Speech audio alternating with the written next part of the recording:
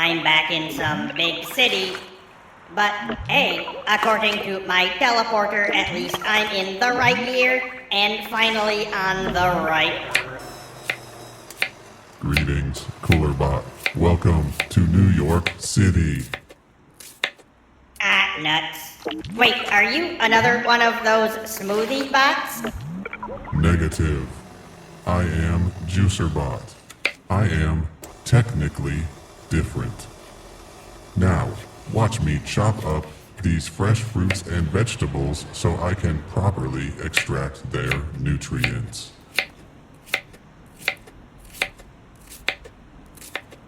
Sorry, dude, but I'm in a hurry. Have you heard of a ship called the USCSS podcast? I said watch me cut up this fresh produce.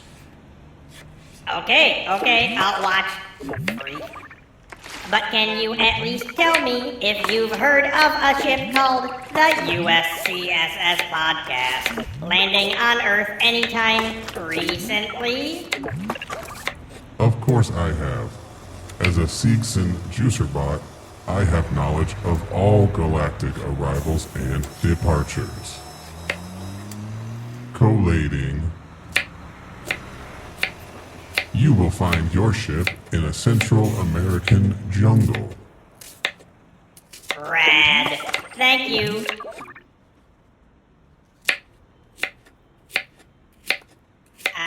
Dude, how long are you going to be chopping carrots? The sun is starting to go down. 2 or 3 more hours.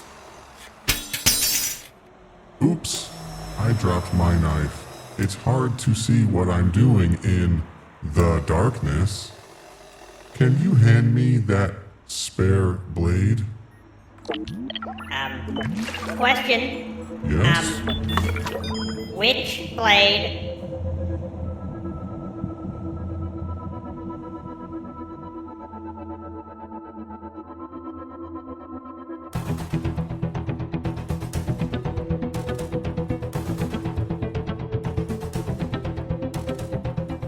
Welcome to Crew Expendable. I am Estacado's woman, Hallstrom. And I am Vice President of the Missing Hand Gang, Rohrbacher. And we are stumbling down the wrong alley of the Alien franchise. Ain't that the fucking truth? Yeah, my designation and that came from the same page in this comic book because I forgot what I had planned for those. And so you just opened it up to a random page and went, all right, let's see. Hey, these both work. Well, I mean, they didn't not work, and I suppose that's what matters. The page in question, of course, coming from the 2-issue limited crossover comic book series, Overkill, Witchblade, Aliens, Darkness, Predator, published by Image Comics / Top Cow Productions and Dark Horse Comics. Written by Paul Jenkins, penciled by Clarence Lansang, Joe Benitez, and Brian Ching, inked by Victor Lamas, Alp Altaner, Matt Banning, and Jay Leaston, colored by Dan Kemp and Matt Milla, lettered by Dennis Heiser and Robin Spahar, and edited by 17 people. It sure is. This a lot of credits. Edited by Renee Geerlings, Matt Hawkins, Jason Ross, and David Wool, with cover art by Lansing Kemp and Lamas. A lot of credits for this 2-issue series crossover. Yeah, there sure are. It took a lot of people to make this 2-issue comic book happen. From Image Top Cow. Boy, howdy.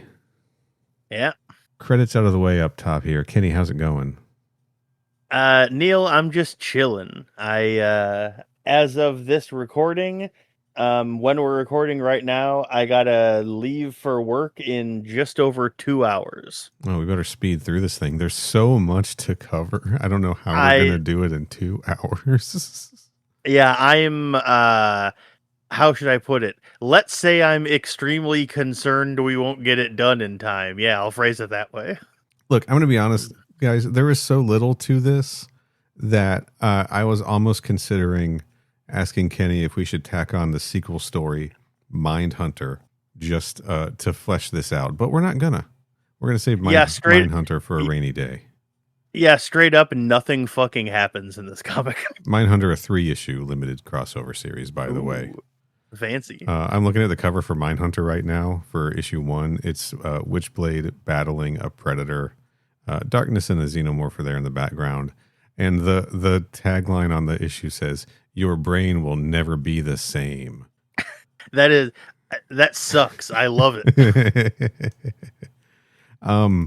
So here's something fun about this.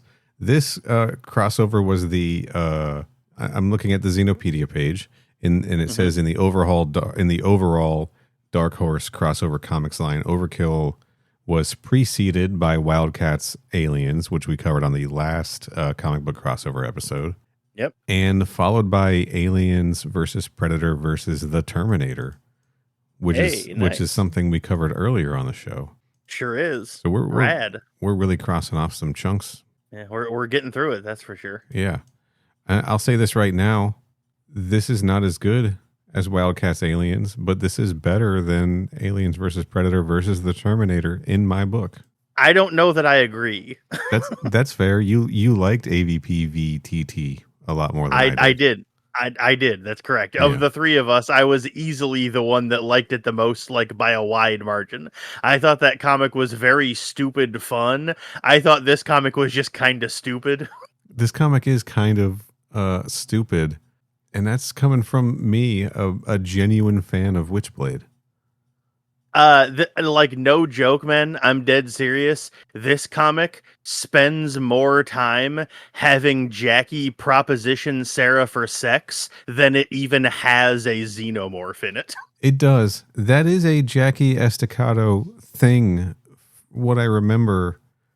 Okay. All right. Let's get into this. We're gonna do a little bit of history, a little bit of background on what exactly Witchblade and the Darkness are. For those people out there listening to this who are unfamiliar, which would not surprise me if it was a lot of people, right? Yeah, same. I am a Witchblade fan, as I mentioned, a genuine Witchblade fan. So I'm going to start there. I have not read much of the Darkness. In fact, I've only read the Darkness when it had crossed over with Witchblade in those early few years. All right. Because I've only really read the first few years of Witchblade. In fact, I was reading the complete Witchblade trades, I don't know, like 2-3 years ago. All right. And that collected everything, including like the crossovers with the Darkness versus like sometimes the other Witchblade collections I had left a lot of those things out. And so that was really my first exposure to the character. Mm-hmm. And so yeah, I'm really, really genuinely pretty brand new to the Darkness. Until last night, I hadn't even read like issue 1 of the series. Fair. So, all right. I'm going to start with telling people what Witchblade is. Okay. Okay. It's a comic book series. All right, let's move on to the Darkness. No, love it. Great bit. Nice work. Hey-yo. All right. Witchblade is a comic book series that began in 1995, and it ran until October 2015, which is a hell of a run for kind of an independent comic book series. Sure is. I'd agree with that, yeah. It actually currently has a reboot going on that I think is through Top Cow that I think is mostly crowdfunded. That is honestly pretty good, but I haven't stuck with it. I haven't read deep. All right. But the series was created by Mark Silvestri. Isn't he the guy that like runs Top Cow? Yes, Top Cow founder. Yeah, I thought so. Okay. Top Cow Productions, an imprint of Image Comics, right? Last episode we were talking about Wildstorm being Jim Lee's studio imprint of Image Comics. Top Cow is Mark Silvestri's, right? It was created by Mark Silvestri and David Wohl and writers Brian Haberlin and Christina Z. And artist Michael Turner, who I know I've mentioned on this podcast before. You can definitely tell it's Michael Turner ass artwork. It is Michael Turner ass as hell, right? It sure the fuck is. Yeah. So anyone who walked into a comic book store in the late 90s, you saw Witchblade stuff around, right? Sarah Pizzini, the main character of Witchblade, depicted on all of the covers. How would you describe how she looks, aside from mostly naked. Oh, well, actually, that is how I was going to describe it. Insanely sexy in a way that it's impossible to achieve in real life. Sure. But as the Witchblade, as she has been taken over by the Witchblade, right? When she's in her Witchblade mode, she's just Yeah. kind of sort of clad in like, I don't know, like demonic sort of almost scaly metallic. It like to me, it kind of looks like the material that like the Witchblade forms on her body when it grows. It kind of looks like exposed bone, Sure. sort of. Very bone-like, sinewy maybe, right? Yeah. Just sort of clad around her bathing suit area, we'll call it. Yeah, it definitely gives her a battle bikini made out of whatever the Witchblade material is, for sure. Yes. So I'm sure people are familiar with this. If they haven't read the book, they've probably seen covers. Yeah, Well, I would agree with that. The series is about New York City homicide detective Sarah Pizzini, who I'm not going to go into the actual origins, right? But through investigating somebody, a crime boss who has murdered her, I think her best friend and then her partner, she comes in possession of an ancient artifact called the Witchblade, and it's a gauntlet that she wears on her left hand, her right hand, pardon me. Yeah, and it kind of takes on the form of a watch when she's not actively using it. Yeah, sort of a bracelet-looking watch thing that then gives her pretty incredible powers in battle. Basically, it can turn into like not living knives, but sort of like morphing knives, right? Like tentacly knives that shoot out. Yeah. And yeah, they're like tentacles, but they're not like flexible and bendable in that way. They're like, hard and pointy. Yeah. And And I say living because the Witchblade is sort of sentient, right? it sure is. It sure is. Even if we didn't know that before, they go out of their way to point that out in this very comic. Yes. And the deep lore about this is that the Witchblade is the offspring of two sort of gods isn't the right word, but I'm going to use the word the godlike beings, the Angelus and the Darkness. Just like two supernatural forces out there that are in constant battle with each other. And the Witchblade is like the offspring of them, the balancing force between them. Okay. All right. So as the bearer of the Witchblade, we discover that Sarah Pizzini discovers that this artifact is, generations old, right? It dates back like to ancient times, and it has always chosen a woman to be its wielder. And there's implications that people like Joan of Arc, Cleopatra, etc., have like great women throughout history have been the bearers. Powerful women have been the bearers of the Witchblade. That's sort of the mythology in the comic book, which is a fun idea. Including in this comic book, yes. Yes, and it seems to be that in this comic book is when she really learns that idea, right? Yeah. She's like, holy shit. Seems to be, this thing's older than I thought. At some point in the series, later on, the Witchblade gets passed on to another bearer whose name escapes me because I have not read those later issues. Danielle, her name is Danielle Baptiste. Then it gets split, and then they both have a Witchblade. Then the whole thing goes back to Sarah Pizzini, and then Danielle becomes the bearer of the Angelus, et cetera, et cetera. Okay. Yeah, I haven't read all that stuff, guys, and I'm probably not going to because there's a lot of comic books out there. There sure is. There is also a live-action television series for Witchblade, based on Witchblade, starring Yancy Butler as Sarah Pizzini, which is just the kind of show that's right up my alley, right? Yes, that is correct, yes. Just medium budget, made-for-TV adaptation, right? Where the Witchblade in that is literally just an arm gauntlet because television, Yeah, isn't it just like a gauntlet that fires lasers or something? No, a knife blade, like a sword blade comes out of it. Oh, okay, I gotcha. Yeah, and she deflects bullets as they get shot at her and stuff. It's pretty rad.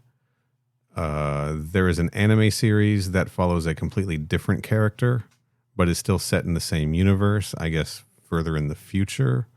There's a manga series, also set in the same universe, following a high school girl that is Of course it is. extremely inappropriate.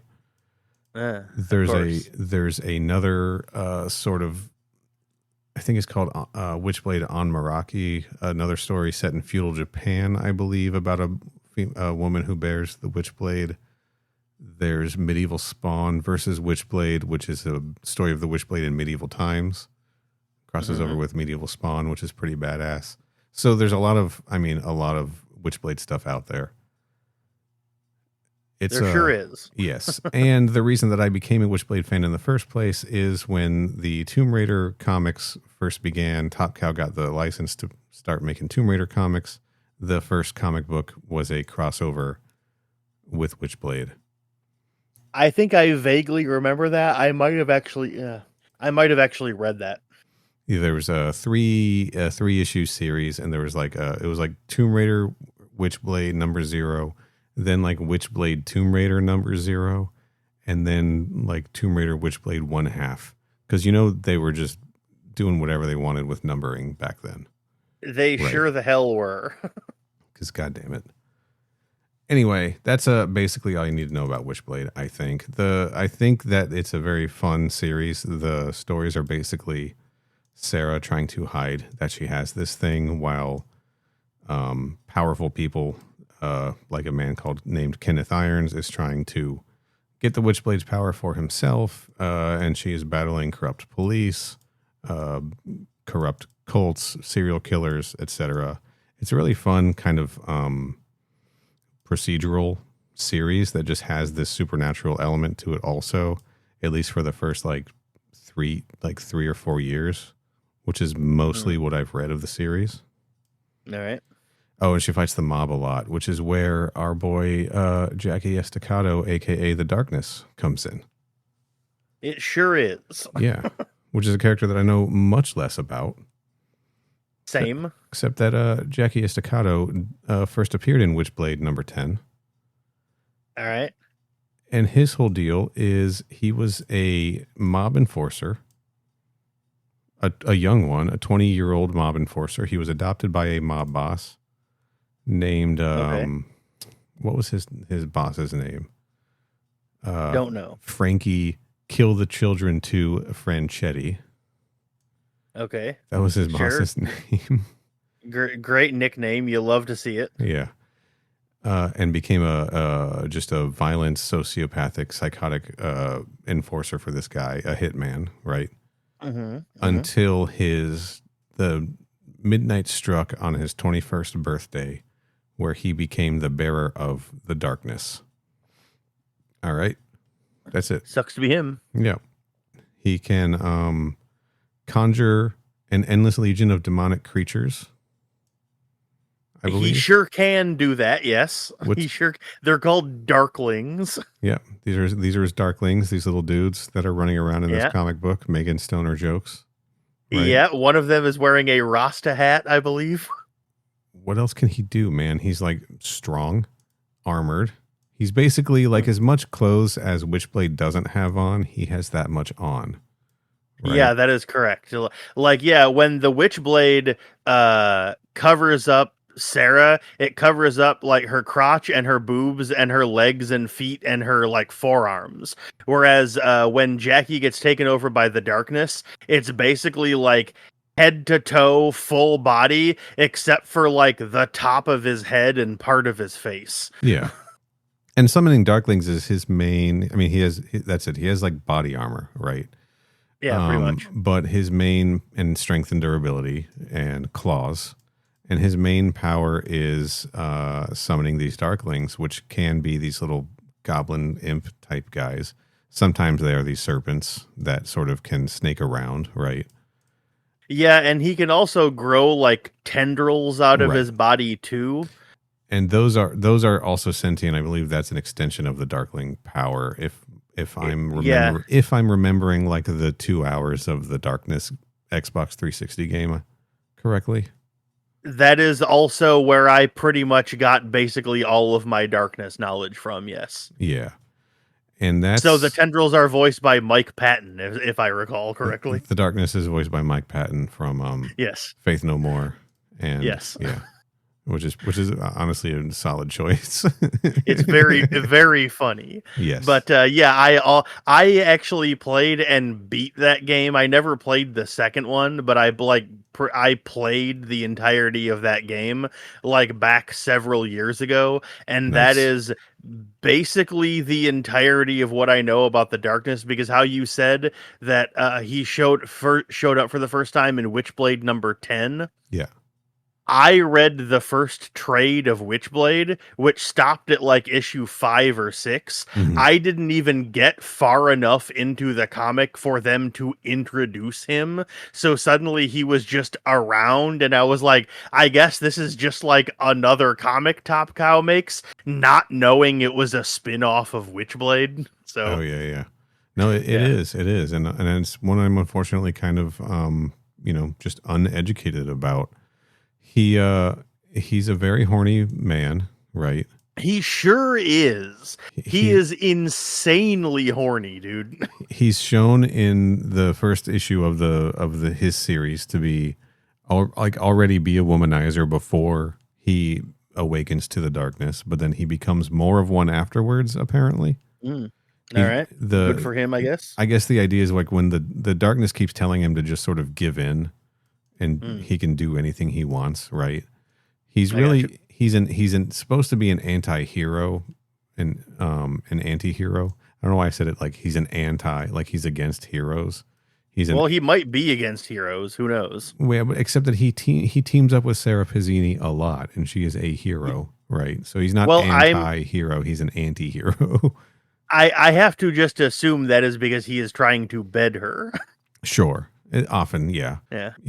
But he does apparently he is just evil a lot. But fortunately, he is evil that is pointed at other evil like gangs and mobs quite often. So it's like that sort of, he's. I got you. I guess he's he's a Garth Ennis character, right? He was created by Mark Silvestri, Garth Ennis, and David Wool, and Garth Ennis wrote his solo series. So it's that. I don't think I knew that, huh? So it's a Garth Ennis joint. So you get all the Garth Ennis stuff you would expect, right? Oh yeah, definitely that style that I love so much. I'm looking around right now. You do love his Punisher run, but that's kind of I do. right? Is that I mean, right? I've read some of his other comics, and his Punisher run is definitely my favorite of his comic books. I'll put it that way. There you go. Yeah. So there's a lot of ways that the Darkness and Witchblade, and more specifically Jackie and Sarah, cross over with each other throughout the ongoing series, is because they both ran for a very, very long time, right? But one of the strangest is that apparently at some point they have a child together, and it may have been sort of, I don't know the details of this. It sounds like it was not consensual, but not in the way that you're all thinking, more of a not consensual in a supernatural intervention kind of way. So, I don't know the details. I'm sure he wasn't complaining though. Yeah, but also apparently they did become lovers for a while. Oh wait, hold on. Here we go. The Darkness, tired of the truce between the light and the darkness, had mind-controlled Jackie to have sex with Sarah while she was in a coma. Cool. So not consensual on both sides of things here. All right. Very cool. You'll love to see it, folks. There we go. All right, guys. Sorry to ruin What a guy. everybody's breakfast just right away in this episode. What a fucking guy. Well, he was mind-controlled by the darkness, apparently. Sure. Anyway, yeah, man. Yeah. That's the Darkness. That's all you got. That's all you guys are getting. I will say, very fun books to read. Witchblade is a very fun series to read, and I suggest everyone do it. If you're not into like the sexy look of the character, just know there's a lot more to the actual stories than just that. And, that was there to turn heads and sell books and the interior stuff, there is quite a bit of it still inside, more than I like to admit, but it is not as provocative as what's on the covers. And if you are coming here for the sexiness, right, of the Witchblade character, you're going to get a good story at the end of the day also, for the most part. There is a lot of sexiness with a Witchblade character, though. There is. There absolutely is. I mean, that straight up was one of the selling points of the comic. So Right. But like when my first go through with it, I was like, you know what? I think like it really seems like they're really putting this, like the covers are, they're putting this on the covers to sell books. But inside the books, you're not getting nearly as much of that. And then I was like reading back through it kind of recently, and I was like, oh wait, no, there's quite a bit of this inside, especially in there is, especially in these early days. Yeah. But it's your mileage will vary, depends on what you're into, I guess. That's true. But the point I'm trying to make with this is generally both series is, well, I guess I cannot speak to the Darkness because I have not read a lot of it. I've only, again, read when they've crossed over. But generally, Witchblade, in my experience, and the Darkness when it has crossed over with Witchblade, has been a very well-written book with a lot of thought gone into the plots and the stories and the characterizations. It is, it is not just a cheap book, is what I'm trying to say. And the reason I am saying that is that this crossover is a very poor representation of the Witchblade and probably the Darkness as a result. I don't think that this book has much depth to it.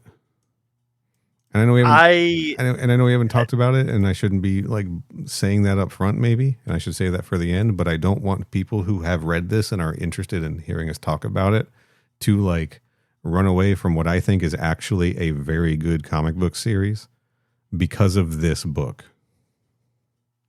Yeah, this book has such little depth to it that if you pointed a gun to my head, I literally would not even be able to tell you what the plot of the comic even is. I don't think it has one. Yeah, I literally do not think this comic has a plot. It has a setup. It has a premise. There's something that happens in the first few pages of the book that like is the cause of the chain reaction that makes the rest of the book happen. But like after that initial setup, like nothing is like stuff, events occur, but stuff is not happening. Right. The plot is Jackie Estacado gets anally probed by a predator. He does, yes, that is correct for some reason. And the plot of the comic is literally like after the initial setup, the setup is that a xenomorph kills a whole bunch of drug dealers in a warehouse, and their body is left there, and the cops get summoned. And the plot of the comic after that initial setup is Sarah has to team up with Jackie because she believes he knows who the drug dealers were and maybe why they were killed. And then they go to the warehouse and a xenomorph is there and they fight the xenomorph. And then a predator shows up and then they fight the predator. And then Jackie Estacado gets anally probed by the predator. And then the Darkness kills that predator. And then a bunch of predators show up and then the comic ends. Yeah. All right. That's literally the entire book. Episode over, I guess. Honestly, that is. And so that's why I was like, maybe we need to do Mindhunter also, which came out a year after this series did, because they always did like fall winter crossovers between Witchblade and Darkness. And so this was 1999's crossover, right? I got you. And then the following year they did Mindhunter. It was very funny to me. The version of this comic that I was reading, I guess, must have been like from the trade or something, because in the back of I think it was the second issue, they had several pages from Mindhunter, just like as a tease in the book.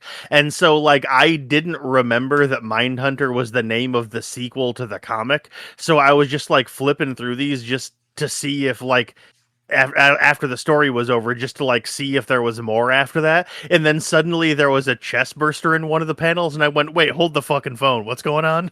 Oh, wild. Yeah, what I read again, I think on not on Xenopedia, but maybe on like the Witchblade wiki, was that Mindhunter had never been collected. I have the two like print issues, like the deluxe print issues of this. Yeah. They don't have that preview in the back. Obviously, it was a year before, so I'm interested. Yeah. It must have been collected at some point then. But I mean, like I said, the scans that I was reading, it definitely seemed like it was a trade. yeah. But I mean, I don't know if it actually was. It definitely like it definitely struck me as that seemed to be what I was reading. I don't know. We can talk about it later, but Yeah, and we will have to because it's only been half an hour.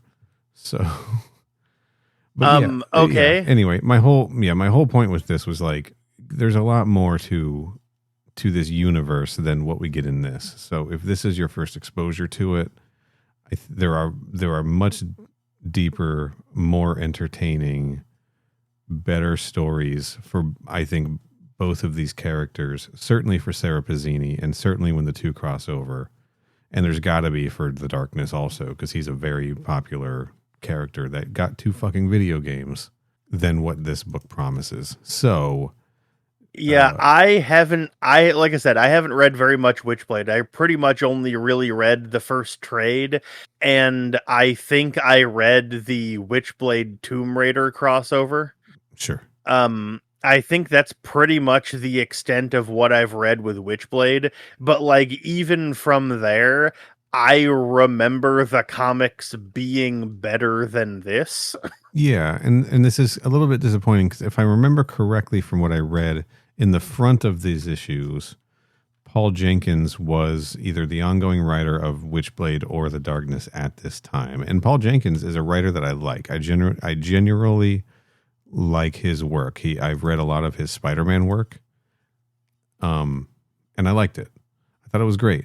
So I was really excited to read. I had never read any of his ongoings on either title because, like I said, I've read maybe the first 3 years of Witchblade. Yeah, and so I didn't get to year 2000, right, or in the year 1999 if he was ongoing that, and if he was ongoing Darkness, of course I didn't. So I was like, oh sweet, Paul Jenkins writing. I'm looking forward to this, and then I was like, maybe I'll fast forward and read his ongoing run. But if this is what he's doing, especially if he's working, aliens are going to anally rape characters. I don't know, man. Yeah, I would not describe this as a particularly good representation of what the Witchblade comic is about. Like, even barely having read it, even not having read The Darkness, I can say with confidence that there is no way the comics are actually like this. Like, considering how good this was, there's no way that comic would have lasted for 30 years if the quality was this. So this has to be a bad representation of it. I have a feeling his approach was, I'm going to write an issue of The Darkness where Sarah Pazzini is crossing over, because this is largely about a gang fight, right? This is Jackie Estacado approaching, a gang member, trying to get them out of his turf or to give up somebody who attacked somebody else. I forget the exact premise. And excuse me, his name is Cake. Yeah, get it right? Yeah. And he was trying to figure out who, I even have the name written down. He wanted to know which one of Cake's men killed Frankie Mancini, and it turned out to be a guy named Nimmo. Right. Pardon me. Yes, get it right. I have a feeling that a concept, and then Sarah Pazzini shows up and she's like, "Look, I'm investigating homicides, and I'm bringing you in on this as a confidential informant." Because her justification is basically, look, we're dealing with like drug dealers and stuff, and you're kind of like an underground guy, so guess what? You're gonna help me. And he's like, I will if I fuck you. And she just kind of blows him off, and she's like, look, you're helping me. Yeah. So anyway, what I'm trying to say is I feel like the premise is he's like, I'm going to write a normal issue of this that's going to get completely sidetracked because a xenomorph and a predator are going to show up. Right. That's fair. Which is an interesting tactic to take.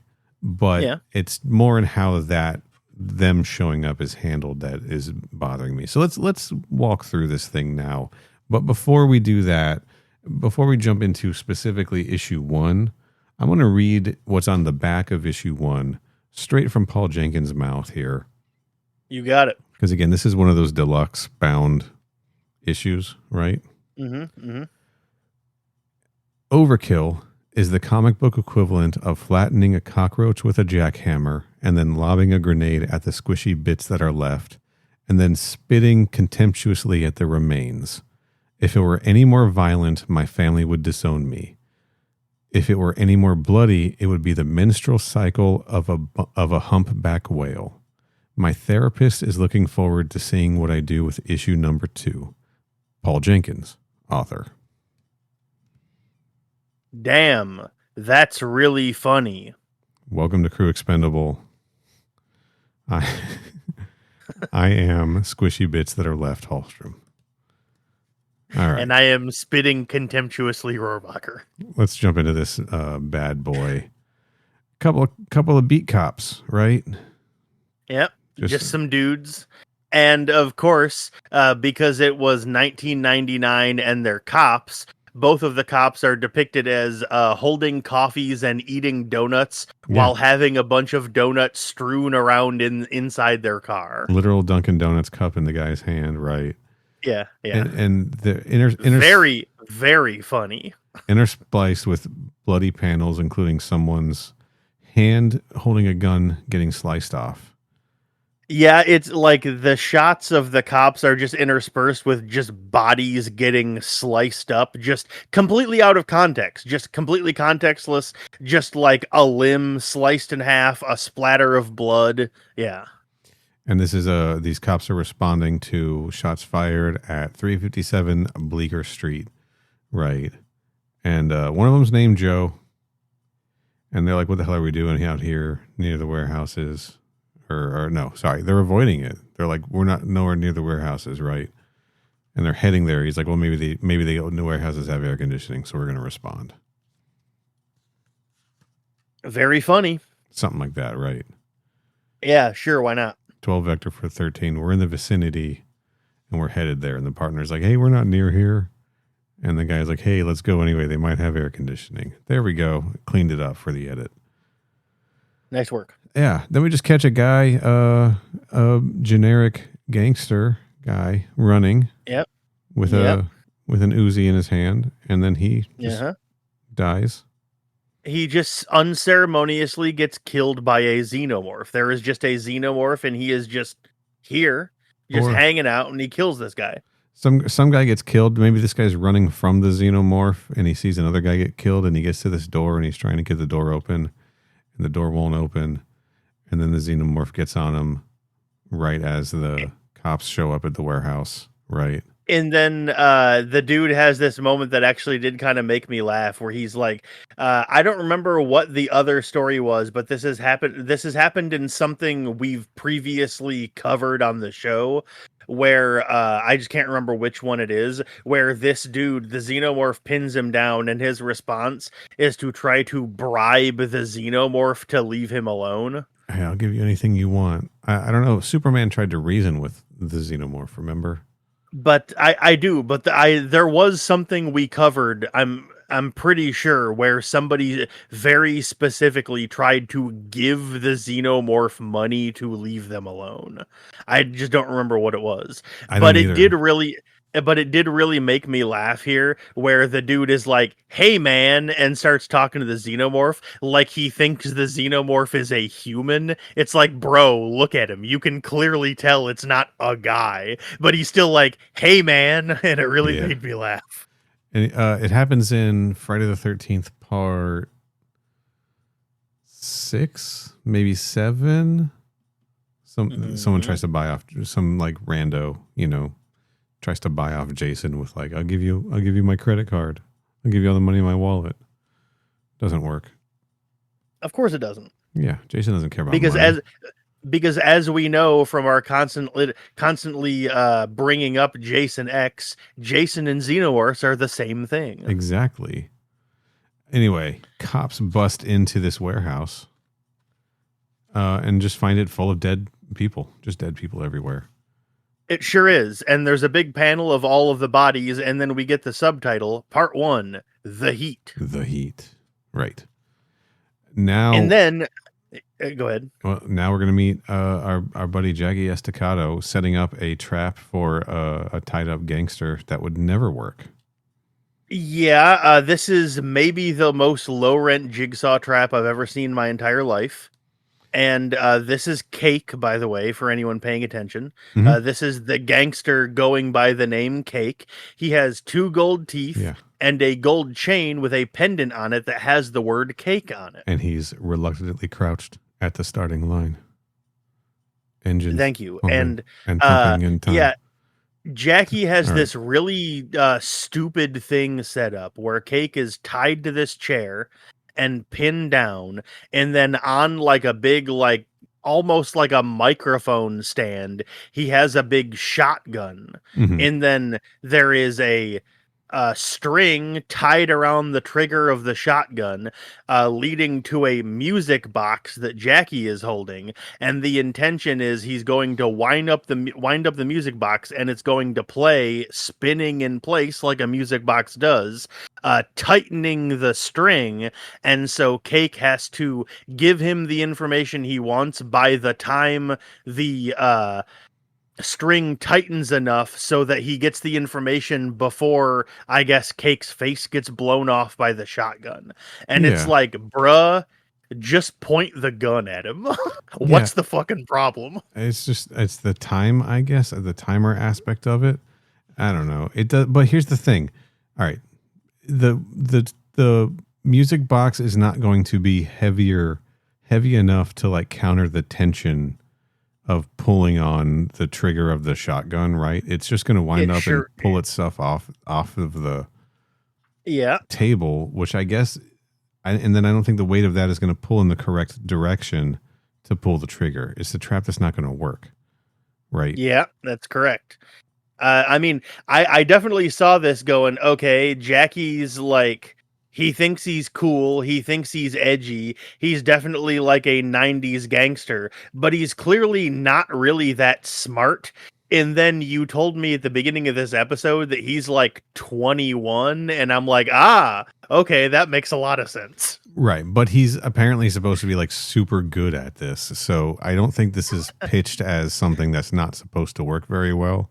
It's pitched as something that's gonna be terrifying and work very well. Like, this is a man that's supposed to be feared, right? Yes. Anyway, I definitely thought it was really dumb, but whatever. It is dumb, but he's like, "Hey, Cake, tell me what I want," and Cake's like, "You want a girl with a short skirt and a long." No, he does not. Listeners, he does not say jacket. That. We're not gonna keep doing this joke. Okay. I'm out anyway. Well, he's like, "You're gonna die," and he's like, "No, not I. I will survive," because they did a cover of that song. Okay, I'll keep that in mind. Okay. See, you're talking about a band that, like, literally whenever they get played on the radio is the only time in my entire life I've heard any of their music. So, like, I don't want to say none of this means anything to me, but, like, I'm just like, yeah, man, I got it the first time.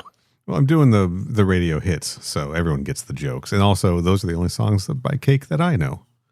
Fair enough. Hey, listeners, what's your favorite Cake song? Leave it in the comments or write in mother@crewexpendable.net. Yes, that's what we want you to write in about. Yes, please. Thank you. Anyway, like I mentioned earlier, the reason Jackie has him in this jigsaw trap is because because one of Cake's men killed Frankie Mancini, whoever the fuck that is. Yeah. And like, it's just some guy that, as far as I know, I have to assume doesn't exist outside of being a corpse to give Jackie a reason to do this. Like, I can't imagine this is like a character from the comic. I think they just invented some guy for this comic. And so he's Yeah. like, one of Cake's men killed my boy Frankie. And so he puts him in this supposedly elaborate trap to try to figure out who it is. And then he activates the music box, which, by the way, has a little 1930s gangster in it. It does. Yeah, it's very fun because the gangster also has a gun, right? The gangster that pops up from the music box also has a gun. And so Cake keeps not giving him the info. And then once the string gets tight enough to start pulling the trigger, he's like, oh shit, it was my boy Nimmo. All right, I'll tell you anything. Fuck, it was Nimmo. Nimmo, by the way, is Nimmo. Yes. Insane name. Right. So then for a character that never even appears in the comic, insane name to give a character. It is. So then Jackie's going to spend the rest of the series finding Nemo. And then Jackie's like, okay, you gave me the info, I'll let you go. And then he just doesn't let the guy go and just like doesn't even like stop the music box from like pulling the trigger. And he walks outside and Sarah's outside. And she is, of course, looking insanely sexy because she always does, because remember, we're in Jackie's viewpoint right now. Mm-hmm. And then the two of them flirtatiously banter, and then there's a big boom that comes from the building, and then it cuts back inside, and I guess Cake got his dick and balls blown off. Is that what that's supposed to mean? I could not tell. The printing is dark in this issue. Yeah, that was the same problem that I had. It was like the physical illustration was so dark that I literally couldn't tell what they were depicting was supposed to happen. But I think he got his dick and balls blown off by the shotgun. It looks like he got shot in the crotch by the shotgun. Yes, it looks. I mean, he definitely got shot in the crotch, but I don't know how severe the injury was. It might have been buckshot or something like that. You know, salt rounds. We don't know. Yeah, because he's up and running. Well, not running. He's on crutches, but he's up and out and in the action later on in the issue or in the series, right? In the next issue, he's like there and like he's in the hospital, and then later on he's on crutches. So he like clearly didn't get killed by this, but it definitely looks like he got shot. And yes. I was like, okay, like I just didn't get what the point of it was. Like, is this supposed to be like funny? Like, I'm not understanding what's going on here. I didn't understand it either. But it doesn't matter. Yeah, you're right. It actually doesn't matter at all because like the nature of his injury is literally not relevant at all to the rest of Cake's appearances in the comic. Maybe he was supposed to die. And the trap failed. Maybe this is the reprieve, is that Jackie angled the gun down. So it would kill him and it would just shoot him in the junk, right? Maybe that was it. But it was not clear. But in any case, he survives. And anyway, this is where Pizzini is like, hey, there's these crazy murders that happened. There are these two guys on patrol with their Dunkin' Donut cups and their like 68 donuts found this warehouse just full of Colombians. Bodies. Specifically. Yeah, bodies. Yes. This is, again, we're talking about street gangs in this, and we're talking about them in horrible terms throughout the book, where they're going to be referred to by their ethnicities specifically. They sure are. So she says we have found, so we're gonna hear them talk about the Colombians, the Jamaicans, the Italians, and it is all referring to street gangs. Okay. Yes, that is correct. They are gangs and organized crime units that are based on ethnicity and or nationality, right? Pretty much exclusively when talking about groups other than the ones the main characters are in. Except that our boy Jackie here is one of the Italians. Yeah, he is part of the Italian mob. That is correct. Right. So we're about to get very Predator 2, everybody. All right. So anyway, she's like, yeah, we found a bunch of Colombian gangsters dead in a warehouse yesterday. So we got to put the feelers out, and I'm going to bring you in on this, and you have to help me find them because, like, you're kind of an informant now, and you're in the world, and you're going to be a confidential informant, but also like you're the darkness. Yeah, so you got to work with me. This is the scene where Sarah kind of forces Jackie to like become her like partner, sidekick, informant, and his response to being told he is her confidential informant is, quote, "Yay." Yeah, and all that you got to do in exchange is do it with me. Now, while this is happening, we do see them as they're driving get tracked and sort of their audio deciphered through predator vision, right? Mm-hmm. Which is always very fun. Looks very cool in this book. I love the way it's drawn, like the extra stylized lines and things around it. There's a pretty sick shot very like right around here of like the invisible predator, and because it's like evening and so the sky is like this orange color, you can vaguely see the outline of the predator, but because he's like reflecting the like orange sky behind him, it looks like he's covered in like molten rock or something. It's actually a really fucking cool image. Yeah, there's a note there where like it's almost like the Witchblade can sense it. Sarah stops sort of mid-sentence, and he's like, "What is that?" And she's like, "I don't know. I could feel it." And it's when they roll up to, I don't know, the warehouse or wherever they were going to check things out, right? Yeah, wherever, yeah. And she's like, "Don't you feel it?" And he's like, "I can feel it. I just got cold all of a sudden, right?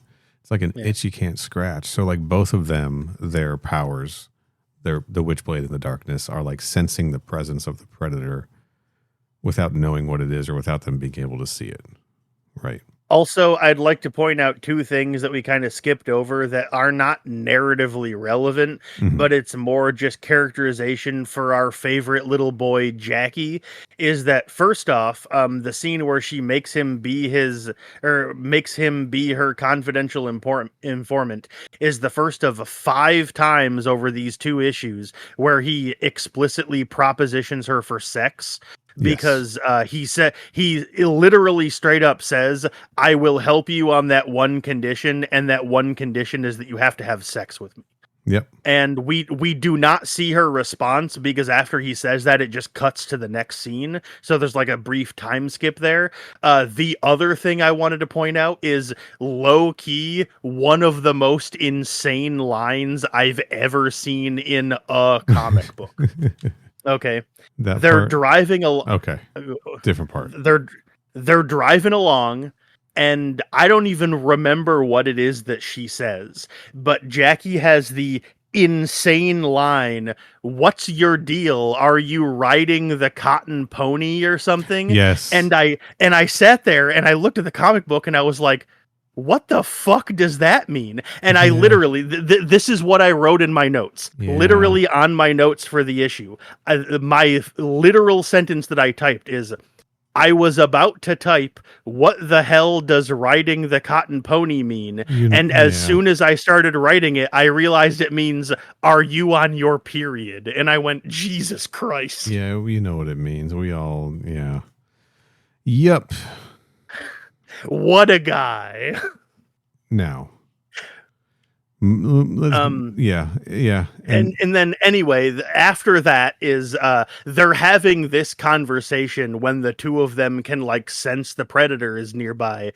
Sarah gets out of the car and looks up at the building where the predator is, but she can't see him because he's invisible. And then right around this point is the second time that Jackie propositions Sarah for sex, because this MF really wants to touch a damn butt, apparently. Sure. Yeah. Yeah. Who wouldn't? And then after that, it cuts to some other gangsters, and this dude is wearing one of the most improbable beanies I've ever seen in my entire life. Just barely on the back of his head there. Yeah. It is very like funny. Taped on. Yeah, the beanie is, first off, it's only like 4 or 5 inches wide, and it's sitting straight up on the back of his head. Not even on the top. It's like attached like vertically to the back of his head and somehow staying on, and I laughed so fucking hard, dude. You have no idea. With like the back and like to the side a little bit also. Yes. And then anyway, it doesn't matter how funny his beanie is though, because this dude gets fucking anime sliced. Yeah, he does. And yeah, he absolutely just straight up gets anime sliced. And the other dudes he's with also get killed, I think. We should point out that this guy gets his hand cut off. This is the second cut off hand we have in this book so far.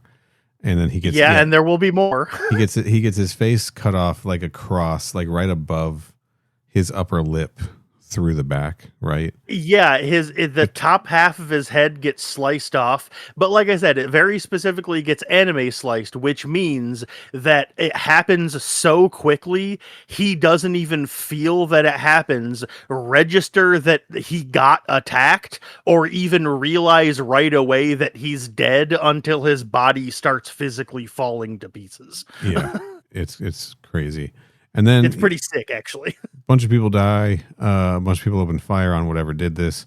They see the predator fleeing because, guys, it's the predator. Spoiler alert. They see the dreadlocks and they're like, "Must be a Jamaican. Let's go get his ass." that is also correct. Yes, that's it. They're like, "Let's get him. Let's go kill that Jamaican." Again, Predator 2 vibes. Corner him. Go ahead. What were you going to say? Because I'm moving along with the plot here. Oh, I was just going to say that one of the guys has a machine gun and he tries firing into just like the room to kill whoever's attacking him because the predator is invisible.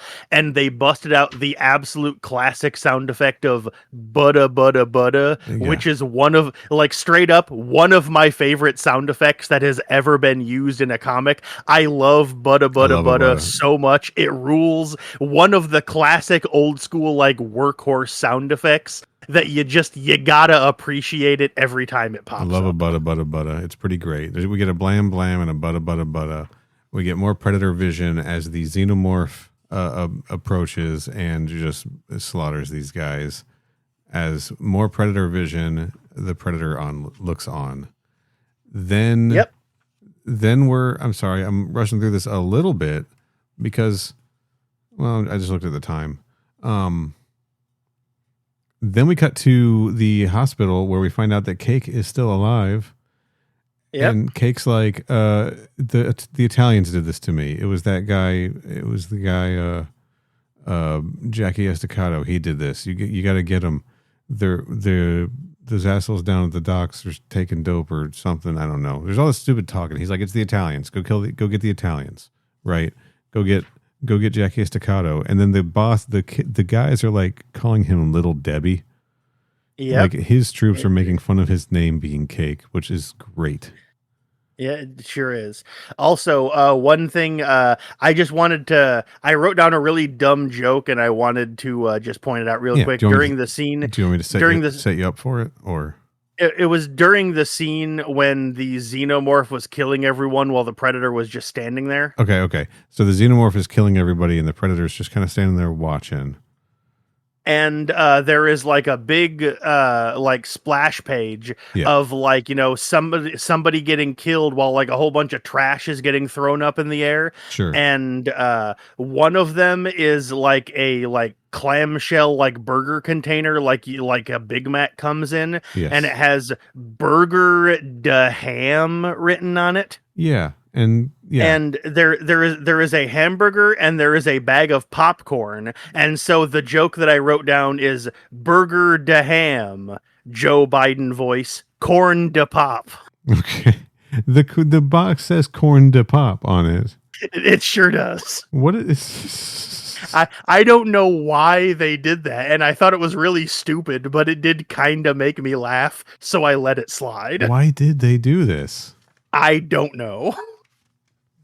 And then at this point, after the Cake scene, the version, like the copy of this that I was reading, just right in the middle of the issue, has the cover page As a without splash. any of the without any of the titling on it, and that was such an insane choice to me. Why would they put it in the middle of the book and not at the end? Just as a pin up there. Yeah, I don't know. Just as an act break, I guess. Why would they do that? I don't understand.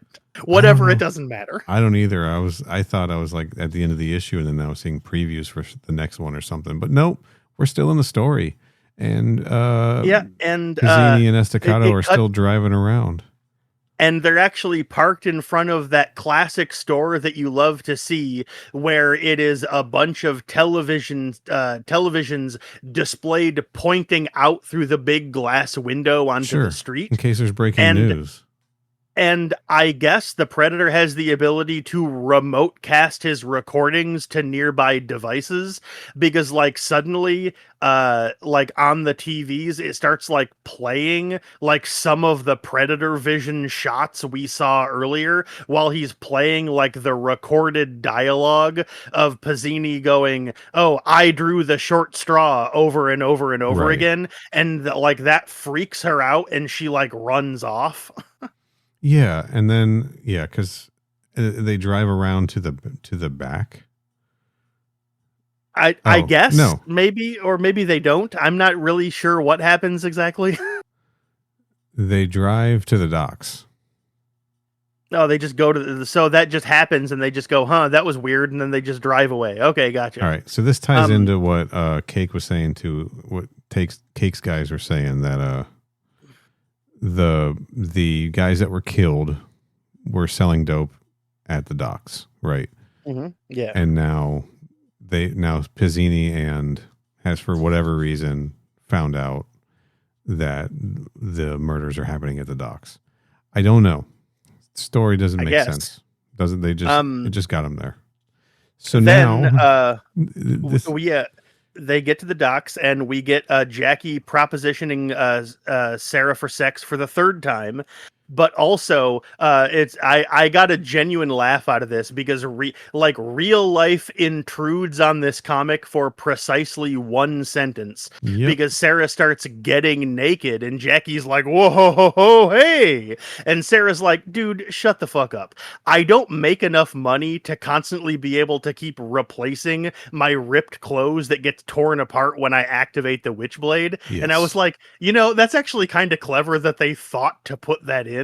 I mean, I know they only put it in as an excuse to get her naked. I understand that, but It is funny that they came up with a justification that's like, yeah, if the Witchblade existed in real life, that would be a concern to whoever had the Witchblade, So it would be, but I'm going to be the Witchblade fan and go, technically there are plenty of times in the earlier issues where the Witchblade either doesn't destroy her clothes, or where she is wearing something like a full body cat suit, and the Witchblade is able to, attach itself around her without tearing off all of her clothing.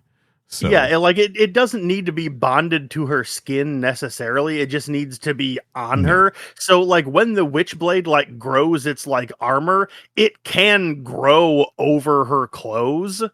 Yes. They just choose to have it not do that because that way she's sexier, Yeah, this is just pure. This is like let's just get some TNA in this book, because it's been it's been only dudes up to this point. That is correct. Right. And then so anyway, they go into the warehouse by the docks. They're both suited up. Jackie's also in darkness mode, and Jackie goes darkness mode. Yep, he's got his darklings hanging out. They are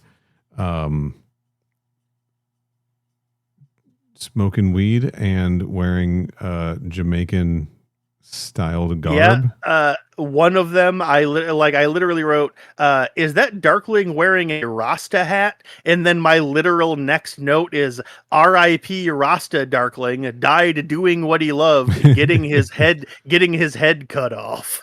That's a different, because there's two wearing Rasta hats. Oh, there are. Shit. Okay.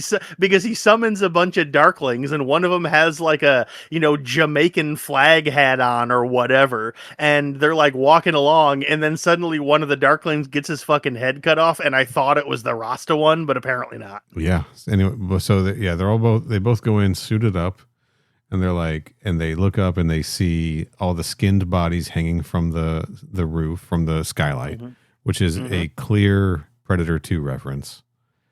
And they're like, holy shit, look at all the bodies up there. That's fucked up. And then a xenomorph attacks them. Yeah, then there's a xenomorph just there, and he shows up and cuts the Rasta Darkling's head off. And then the xenomorph gets his hand cut off by Witchblade, and we get a Shri, not a Scree. We do. We get Shris sometimes.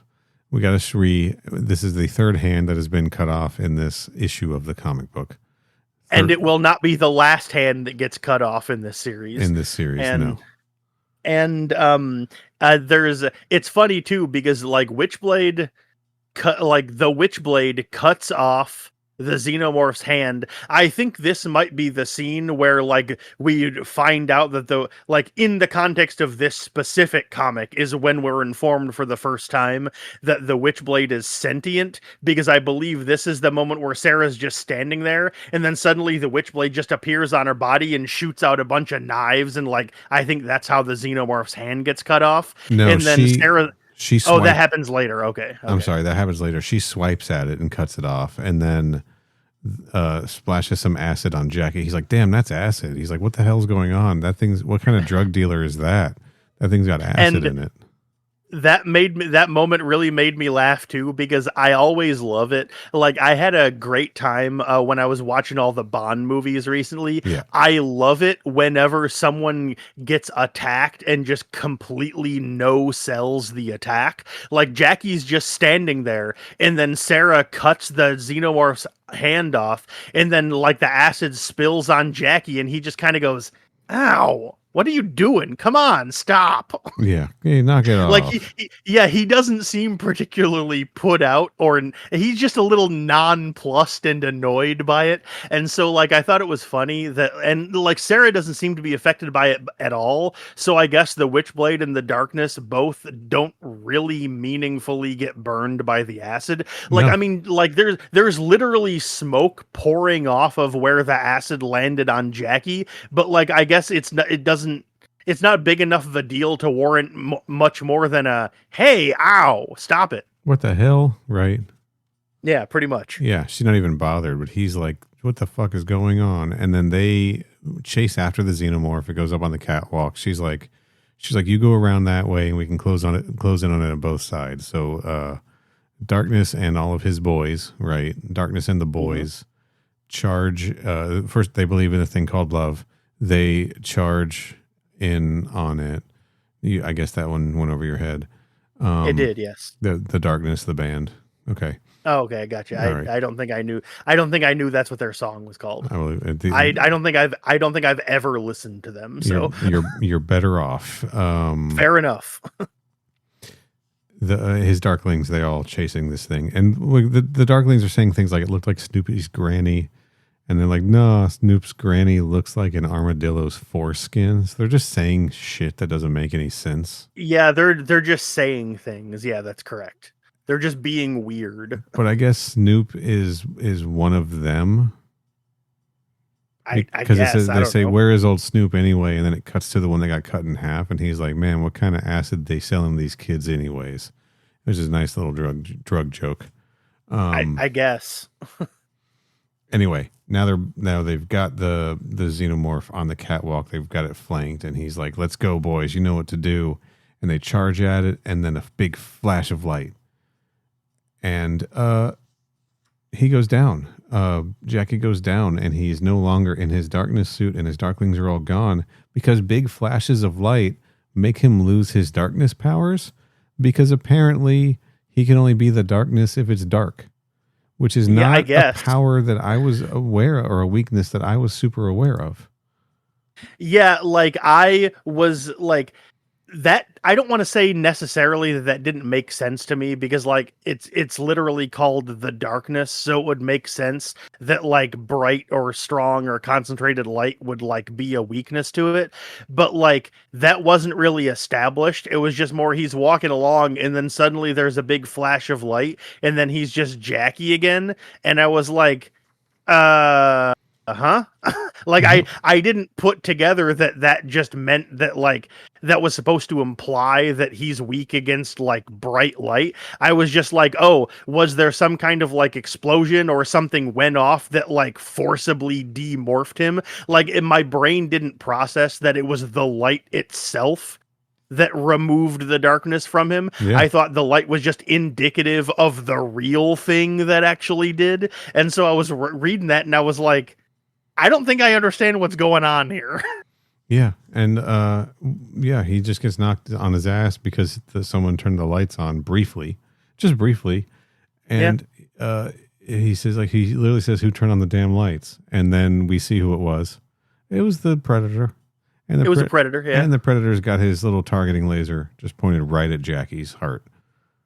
Sure does.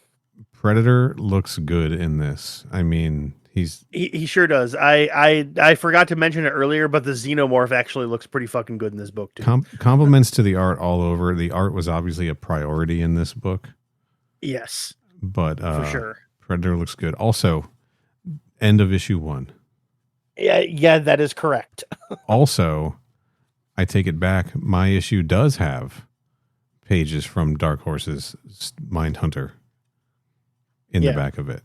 So that it does. It is wild. It is wild to me to think about how they were already working on the sequel before they were even done with the original. Yeah, that's how far ahead they worked. They were really trying to overcome those publishing delays that plagued early Image, I think. All right. That's fair. Let's move on to issue 2. I'm going to read the back, even though it's not the same. It's not a quote like issue 1. Okay, issue 2. Ahead. Detective Sarah Pizzini, bearer of the Witchblade, and assassin Jackie Estacado, the current bearer of the darkness, are led by a trail of apparent gang-related killings to a warehouse district of New York. Once there, they find that the being responsible for the killings is a predator who is using the aliens as a hunting dog of sorts to lure Sarah and Jackie to a place where he can subdue and capture them. In the ensuing fight with the aliens, Sarah turns around to find that Jackie is gone. That's a summation of the issue. Did you understand that the Predator had a plan to capture Sarah and Jackie in reading this story? Like, straight up, I am telling you and telling the listeners right now that like 3-sentence blurb you just gave is more explanation of the plot than the actual story itself contains. Yeah, not clear at all. Okay. Because the only time ever in the entire book that we are told that the Predator has the Xenomorph as a pet is that blurb that you just read right there. They never even imply that anywhere in the actual comic book. I had kind of put it together that he was clearly using the Xenomorph for whatever reason. And obviously he wanted to capture Jackie for some fucking reason. But this idea that he's been luring them to this location this whole time didn't make any fucking sense. Yeah, like, I guess the implication is that he has this Xenomorph as a pet, and he had the Xenomorph kill all these guys in this warehouse because he knew it would summon this specific cop who would team up with this specific person. Right. And then his plan went off without a hitch. And it's like, how would he even know that, you know? It's absurd. He wouldn't. My guessing, as we'll read, is that he just happened to find out that Jackie was the darkness, and he was like, hey, I'm interested in that. Not that this was a plan. Anyway, let's get into it. First couple of pages. Sorry, it's just we're on part 2, which, by the way, is called Assault and Butchery, and it starts off with an arm in the gutter of the street. That's our 4th arm. Yeah, and it is, again, not the last hand that will be cut off in this book. Yeah, and there's some cops here making jokes about it, about like, hey, wouldn't it be hilarious if we got up all the body parts and we found out somebody from this massacre was missing a leg, right? And we had to like tell their next of kin, like, hey, I'm sorry, but we're curious, when your son left to come here this morning, did he have both his legs or not? Because we don't know. Funny stuff. I'm laughing. And and then he's like, also, isn't it crazy how weird shit always happens when Pizzini's doing stuff? We should have known. And then it cuts back to her, and she is wearing underpants and heels. She is, in case you were wondering, yes, she is in fact still physically attractive. Things haven't changed since last time you saw her. Yeah, we find out that these opening pages are in the aftermath, and both Jackie and Sarah have survived. Of course, they're asking Jackie like, "What happened? Has anything jogged your memory?" He's got an ice pack on his head, and he's smoking a cigarette. And he's like, you should go ask her. I don't fucking remember shit. That's right. And then cut to Pizzini, who is now going to flash back to all the events she just went through, because Sarah Pizzini has to think about her entire life before she goes on stage. That is correct. Issue 2 story, Assault and Butchery. Okay, yes. This is the point. Sorry, I got them mistaken. This is the point where the Witchblade suddenly attacks on its own. Yes. And she's like, huh, what? I didn't do that. I don't understand what's going on right now. Yeah, the Predator has Jackie captured somehow. Yep. And so she's because he's just a normal guy now, so the Predator just like scoops him up, basically. Remember how I couldn't find my designation? It's on this page. I was going to be Goldilocks this time. Gotcha. Yeah. Oh, well. Yeah, there's always next time. Next time Goldilocks comes up organically in a alien thing, I'm going to be Goldilocks. I call dibs. That's right. Dibs, help me remember. Okay, I'll try my best. All right. So and then she's like, okay, Goldilocks, let's throw down, and the Predator is here like doing Predator stuff, and then she shoots out all the blades like you were describing earlier from her Witchblade body. And she seems surprised by that, and one of the blades cuts the damn Predator's hand the hell off. I don't think she's so surprised. I think that noise she's making is just exertion. Jackie is certainly surprised, though. He's the one who's but like, what the fuck?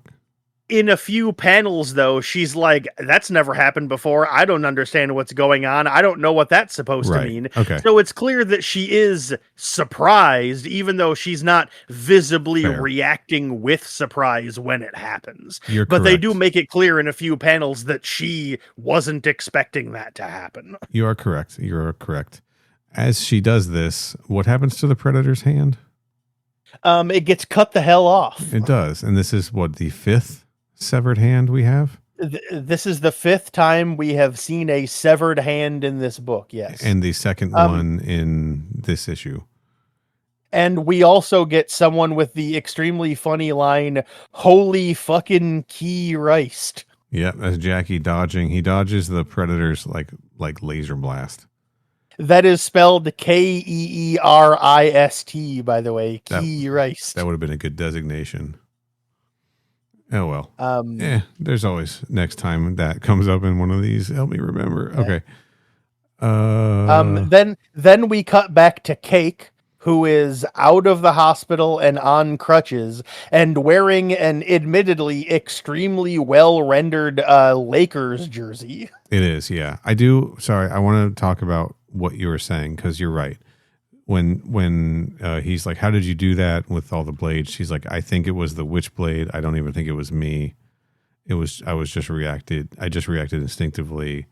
I don't think it was even me. I think it was the Witchblade. So we're still in a phase, I guess, in her journey, at least in the context of when this story takes place, where she's still learning how to cooperate with the Witchblade and what the powers and limitations are, which is leading me to believe that even though this is written in 1999, this might take place earlier on in the series. Maybe. Which it also makes me wonder now, because I've been operating under the assumption that this is canon, kind of like the Judge Dredd one or the Wildcats one, canon to the series, right? But now I'm wondering, like, maybe they have just written this into a specific period in time and it's a side story, because this kind of ends with him being like, don't ever talk about this ever again, right? That it doesn't actually have to be something that they acknowledge. Yeah. So maybe it's just not. I mean, it obviously doesn't matter, right? But Yeah. I mean, the thing of it is that anytime I come across a crossover between another property and Alien, I'm always going into it assuming that at this point it's not considered canon to the story anymore.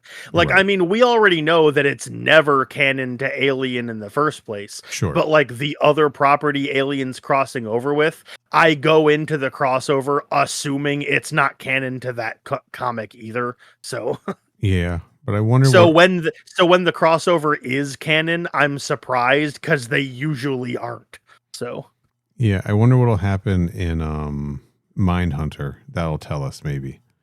They'll yeah, maybe. cement if this is like if when this takes place in the series and if this is canon to the Top Cow universe or not.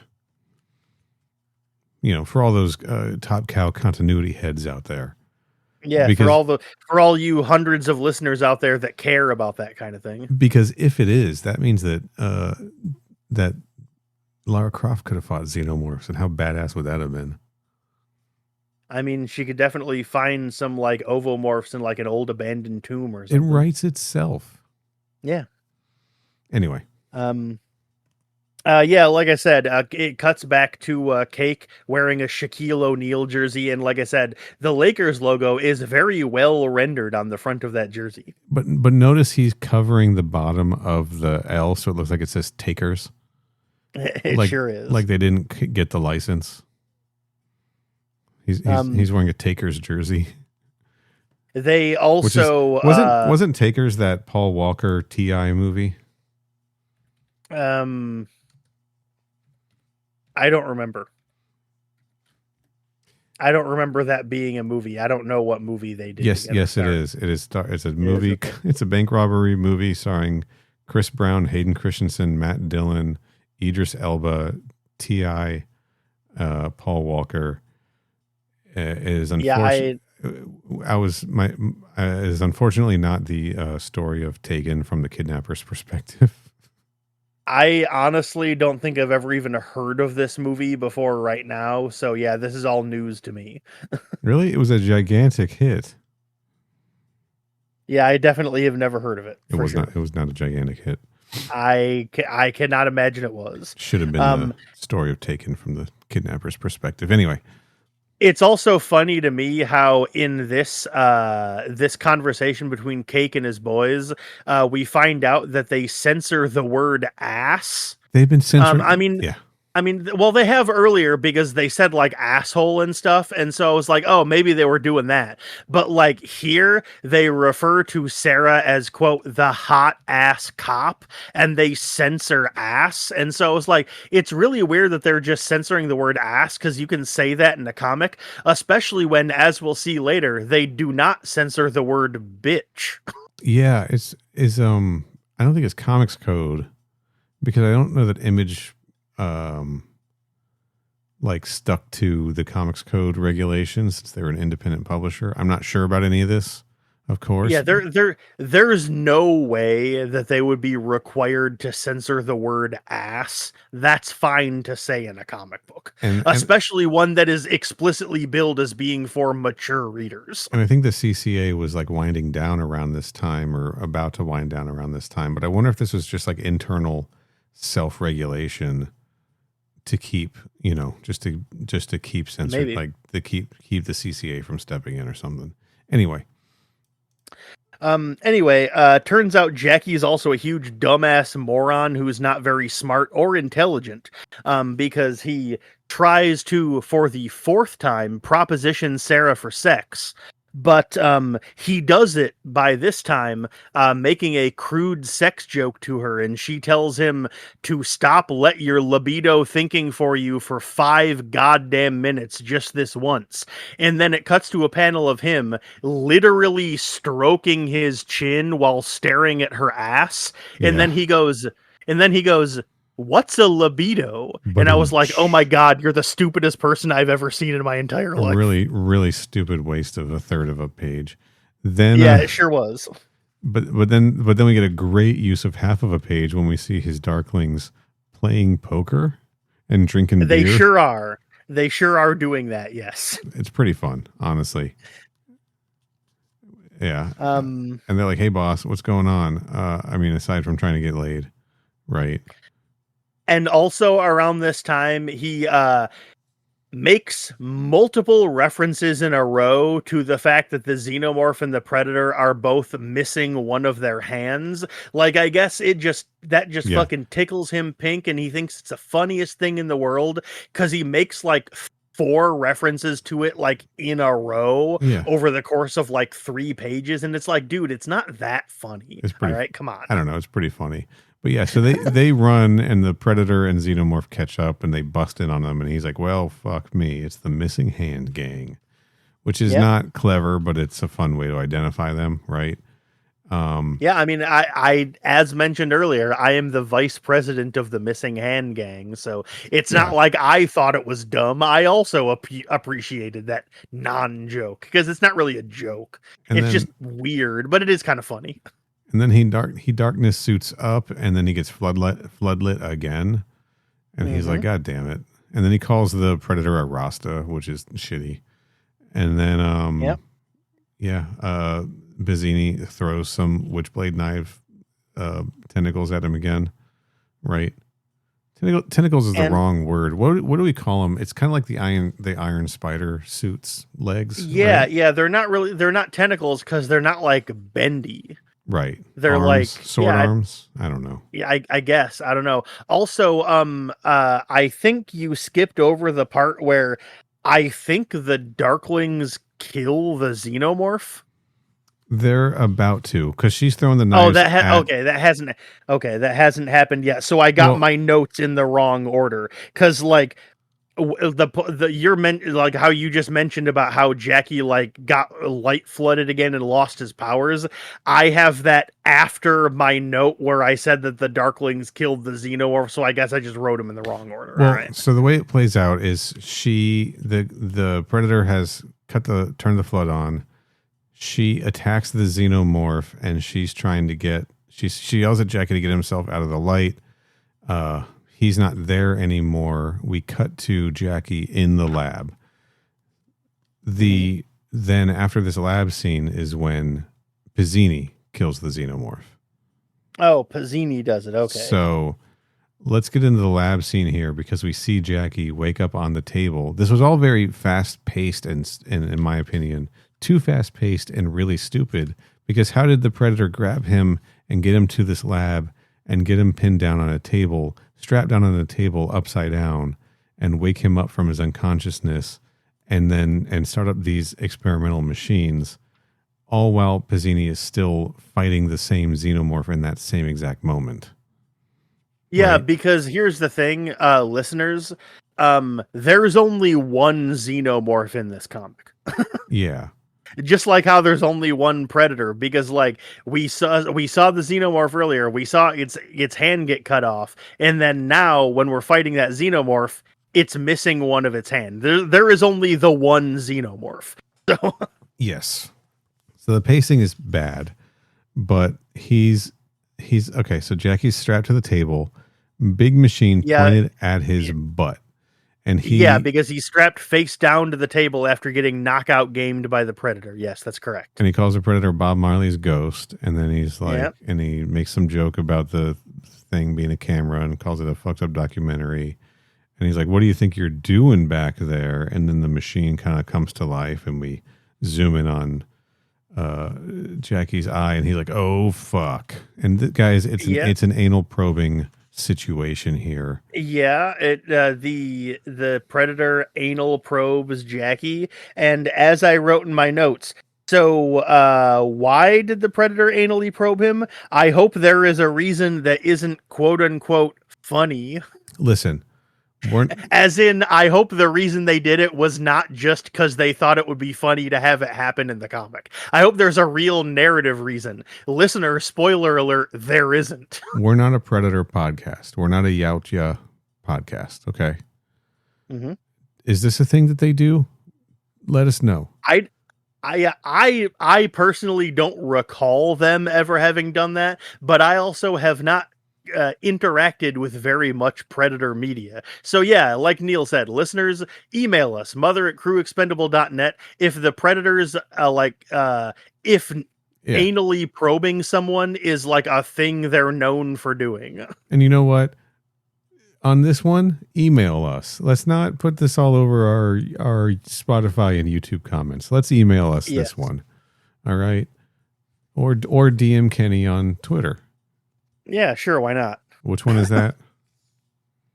Our Twitter is Crew Expendapod. Yeah, because Kenny really wanted to know about this. He wouldn't shut up about it before he started recording.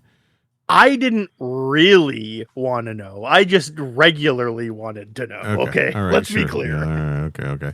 Anyway. So yeah. So I guess this is the point where Sarah kills the xenomorph, and like the way the panels are structured, it looks like she goes engineer in fire and stone mode and just beats the xenomorph to death. I think so. Because she doesn't. Yeah, she doesn't really cut it up. She's shown attacking it, and then we just see the xenomorph's body just lying on the ground, but it's like still intact. So I guess she just beat it to death like that engineer did in the comic. She does. She beats the shit out of it because we see acid as kind of like sprayed places, but like as if it were spitting, like as if it were spattering out of it as it was getting punched. Yeah. And then this is where Cake and the boys show up. It sure is. Yeah. And this is where we find out that even though they censor ass, they do not censor bitch. So, yeah. And they're going the distance. Thank you. But yeah, Cake shows up and Sarah's, I guess, outside because I think she went to go look for Jackie maybe.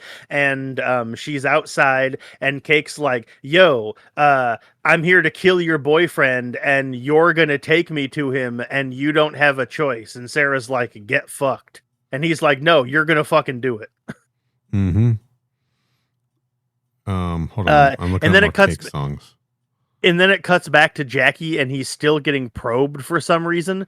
And I have this note completely out of context, so I don't remember who says it or why. I think Jackie is the one that says it, but somebody has the line or describes something as, quote, the pansy from Planet X. Yes. Yeah, I think Cake says that. Oh, Cake says that. Okay. And I was going to make a joke that I thought was funny, but I thought maybe it was one or two steps too far removed from making sense to anyone other than me. But I was going to say, Pansy from Planet X, he has a name and his name is Groot. Okay. Because Groot, Groot is a plant and he is canonically from a planet called Planet X. Pansy is also a type of flower. So Pansy from Planet X, his name is Groot. I thought that joke was really dumb, but it made me laugh. And so I wanted to take like 10 seconds out of everyone's day to tell that joke to them. It's pretty good. I like it. It was very stupid, but like I said, I thought it was kind of funny. But anyway, after that, Jackie manages to get out of the probe and he turns back into the darkness and then threatens to rape the Predator. Mm-hmm. Yep. It's a cool time in comic books. Yeah. I was going to say 2000, baby, but not even. It was 1999. Might as well have been 2000. Yeah, may as well. But yeah, he definitely gets out, and his first move upon turning into the darkness is straight up threatening to rape the Predator. So get ready to bend over, you fuckhead, because I'm going to show you how that felt. Yes, that is correct. That is the line. Yes, I'm going to show you how that felt, and I was like, "Thank you, Jackie. I'm glad you took the time to have that." This is after everyone has, after Cake and everyone else has like busted his ass for what he's seen, and then yeah, some people have gotten their heads blown off. Yeah, because that was the other thing I forgot. Cake's plan to have Sarah lead them to Jackie works. Sarah brings Cake and the boys in, and then they see Jackie like still getting probed, and they start laughing at him. And Jackie's like, "Absolutely the fuck not!" And that's when he gets out. And then Cake just gets murdered. His head gets unceremoniously splutted off camera, and then he just falls to the ground dead. Yep. Yeah.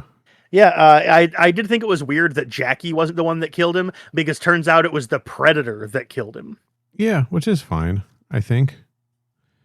And that leads me to believe that Cake and the boys, Cake and the gang, as they called, is a Cool and the Gang reference, as I referenced him in my notes. Cake and the gang get killed, and at that point I suddenly went, wait, why the fuck was Cake even in this story? And then I realized, oh, we're watching them get killed by the Predator. That's why they're in this story. They needed additional characters to serve as bodies, so that we could have a bunch of violence and people get murdered. That is that is literally Cake and the gang's entire sole purpose, is so that there were characters so they could get killed later. That is the only reason that they're in this book. So yeah. So now it's time for the darkness to kill the Predator. So he tells his darklings to remember the worst thing they ever did to anyone and multiply it by 10, which it means they turn into this black horde of unknown energy. They descend on the Predator, who then releases some kind of, I don't know, fireball as it is torn in half. Yeah, the Predator gets bishoped, and then the top half of his body shoots out like some big flare or something, I guess. And like, I literally wrote, I don't think I know what happened here in my notes. I think that flare is what called the attention of the other Predators. I like, in retrospect, I think that, like, I guess his body had some kind of like failsafe where if he gets killed, it launches a flare that like summons other Predators, I guess. I'm not entirely sure, but I think that's what happened. But anyway, regardless of whether that's like narratively how it happens, that is what happens, because then a bunch of Predators show up, and one of them gives Sarah LASIK in one eye and just like shoots a laser beam into her face, and she can like suddenly like see the history, not the origins, but the history of the Witchblade. And like, we see Joan of Arc and an insanely caked up Cleopatra and one or two other people. They like have the Witchblade. We see it all the way back to like a primate, right? Holding it. Yeah. Like Origins of Humanity style. Yeah. Yep.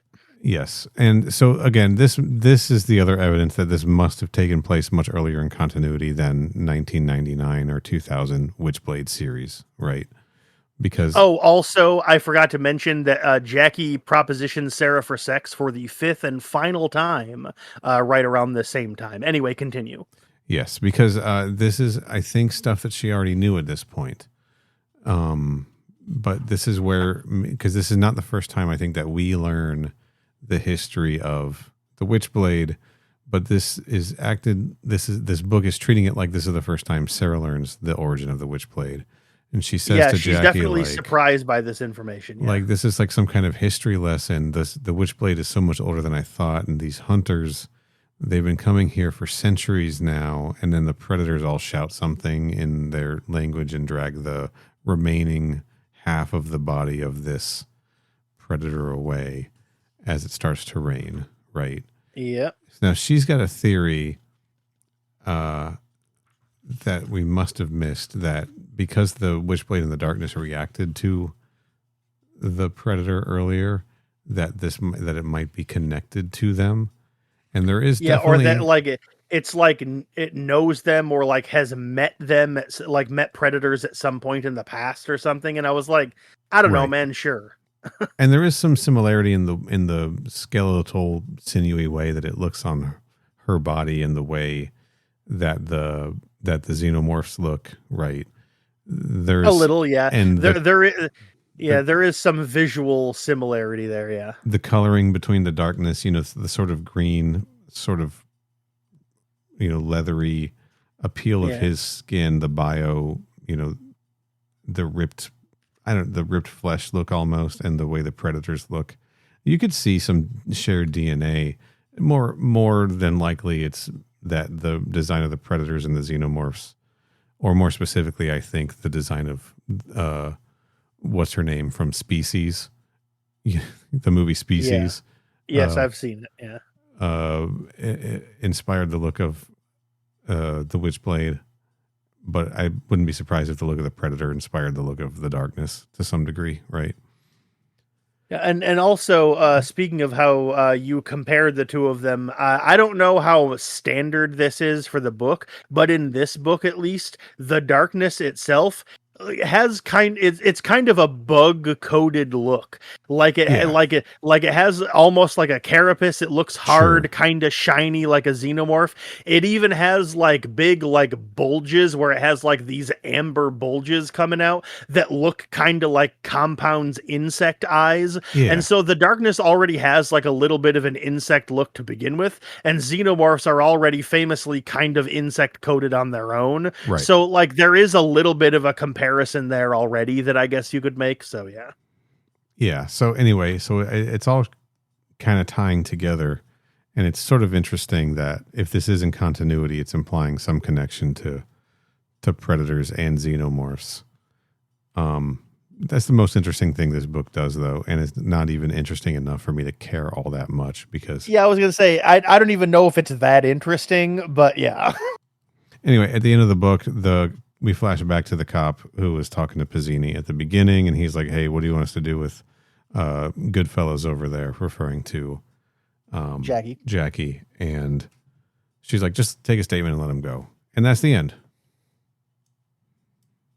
It sure is. She actually gets a really weird zinger in at the very end, referencing the fact that he got anally probed by the Predator earlier, and that's actually the end of the comic. Yeah, she does it a couple of times. What does she do at the end of this one? I don't currently have it open in front of me, but she makes... We've already been enough of a pain in his ass for one night, she says. There we go. That's what it was. Got his ass. There's some good pinup art. Again, I think the artwork was the focus of this series. We didn't talk about the covers. The covers are good. I'm going to make the cover of the first issue the thumbnail art. It is Sarah in Witchblade mode and Jackie in his white suit with one of his darklings on his shoulder, and they're just doing their standard sort of comic book poses in front of ovomorphs, of which we see none of in this series. With a predator face and a xenomorph face in the background. And then we get the kind of inverse of that for issue 2, where it's Witchblade and Darkness faces in the background with a predator doing kind of a not a T-pose, but basically, right? Yeah, pretty much. It's basically a T-pose, yeah. With xenomorphs in the foreground, right? Yeah, so yeah. Stylish covers, very 90s, very well done. Good artwork, bland, pointless story. Again, it feels like an issue of The Darkness interrupted by predators showing up. If the story is in fact that predators were trying to bait Sarah Pizzini and Jackie Estacado to show up at this warehouse, that was so unclear. It's ridiculous. Yeah, if that was the premise of the comic, then at no point did the comic ever actually tell that to us. Like, it's one of those things where they kind of they showed these events happening that if you tried to come up with a justification for why it's happening, that reason could be one of the justifications you could come up with. But there's nothing in the comic that actually like tells you that's what's going on. It's really dumb. It's really dumb. Yes, that's correct. Also, does the version of it that you're reading have the interview with the writers at the end? It does, yeah. Because that interview has some of the most 1999 ass comedy I've ever seen in my entire life. Yeah, Sweating to the Oldies references. I'm a Mexican like Brad Pitt, referencing the movie The Mexican. Yeah. Yeah, it's Yeah, there's one point where somebody, like one of the questions is like, midget. what kind of ideas were you knocking around when you came up with this or whatever? And one of the guys, his response is just, "Well, I can't read." And I was like, "Haha, that's really, really funny, dude. That is such a good joke. Nice work." Someone makes an "oops, I farted" joke. Yeah. Victor Lamas makes a midget wrestling joke. Okay, yeah, Yep. really, yeah. All right, Yeah, I literally wrote interview full of 1999 ass humor. Thud. tight. Here's one interesting thing about this book. I'm sure this isn't the only time this happens. I'm sure this happens a lot, but this is a predator using xenomorph / possibly xenomorphs for a purpose, right? Yes, that is correct. It does do that. Working together, using it as like a trained dog. Yeah, which is interesting. I don't know if that's kind of fun. Yeah, I don't know if I like it or how sustainable or believable it is as an idea, but it's interesting. It's an interesting approach. I think it's kind of cool if you can if you can make it work. I think it is a cool idea that I'm not particularly interested in them like exploring further, because all of the other times we've ever seen them interact, the predators are trying to kill the xenomorphs. So like, I think it's a cool idea that I'm not really super interested in them trying to do again. It's like, we saw it and it's cool and it's fine, It removes the idea that the xenomorphs are this unstoppable force that no one will ever tame or control, right? Yeah, exactly. It takes that away from them, and I'm not interested in taking that away from them. But hey, I don't know if anyone were going to do it. Perhaps it would be the predators, right? Yeah, if anyone was capable of it, maybe it would probably be them. Yeah, sure. And maybe it doesn't work successfully for very long. Maybe you just got lucky. Yeah, maybe. Who knows? But all right. So let's get through our main question here. How well do you think these universes crossed over? Not very. Yeah, not very, coming from you, someone with pretty much no real stake in either in the Top Cow in the Witchblade Darkness universe, right? Like, I barely even got a sense of who Sarah and Jackie were as characters. Well, Jackie more so. Sarah, she just seems to be pretty much just like a determined cop. I mean, right. Jackie definitely has a lot of personality in this book. I'll give him that. Sarah doesn't really have much of a personality in this comic. Yeah. Jackie definitely does. I don't know how like good or representative it is of what he's normally like, but like Jackie is easily the most written character in this book. Not necessarily the most well written. He just has the most writing done to him, Yeah. And I'll say this again. I've said it all at the beginning. This is not a good representation, at least of Witchblade. Now, that doesn't mean that Witchblade doesn't get silly, because it does. It's a fun book to read. Obviously, the darkness with the darklings and everything is a very fun, can be a fun and funny book to read as well. Yeah, for sure. Neither books take themselves too seriously, right? Mm-hmm. But they take themselves in the universe that they've set up seriously, and this doesn't seem to fit into that for me. Yeah, part of the problem is that you asked like how well representative it is of like the various IPs that the book is using to cross over. Yeah. And it's like, part of the reason is that the book doesn't really have a plot, so it's hard to judge.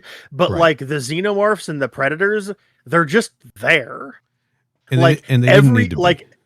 Like every single other xenomorph predator crossover we've ever seen, especially xenomorphs, maybe not as much predator, but especially xenomorphs, the story goes out of its way to establish and make sure we understand how the xenomorphs got involved in the story, Yeah. where they came from. Somebody found an egg, or they went to a place where there was some xenomorphs already. But it's like they're just in New York, and suddenly there just is a xenomorph that is just there, and it's hanging out with a predator who's just Right. there.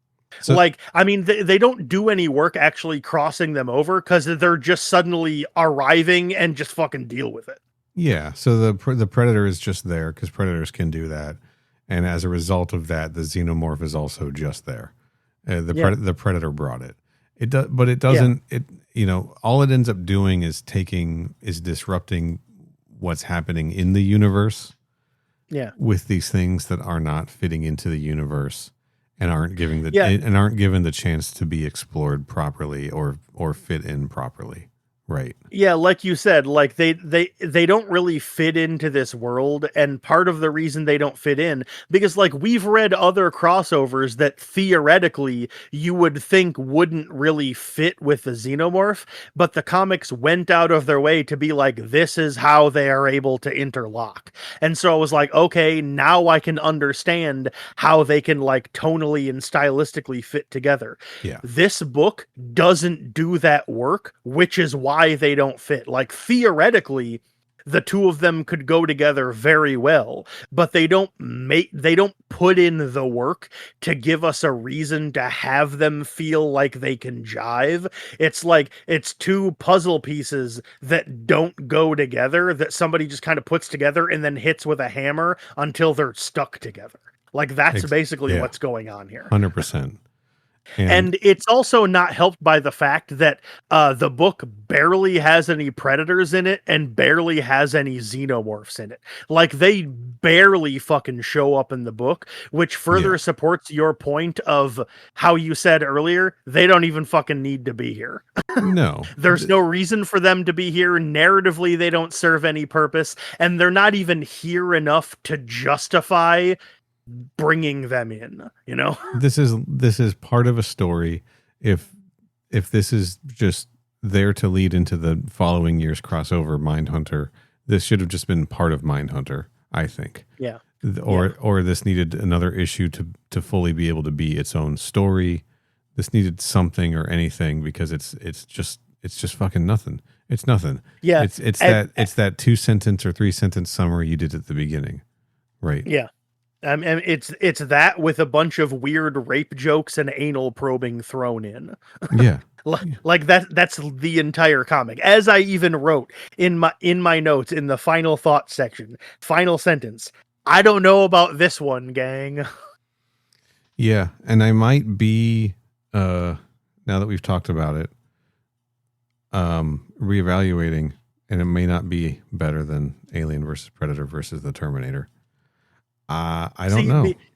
That comic had a whole lot of useless exposition and just like dragged there for a big chunk when they felt the need to explain for like 3 pages how they were able to link together. And at the time, you and Bob were complaining about how, it slows down the pacing and ruins the book. We don't need all this explanation. Now we got a comic where they didn't have any of that explanation, and you're like, it sucks. Well, I'm not looking for more explanation. I'm looking for more cohesion, right?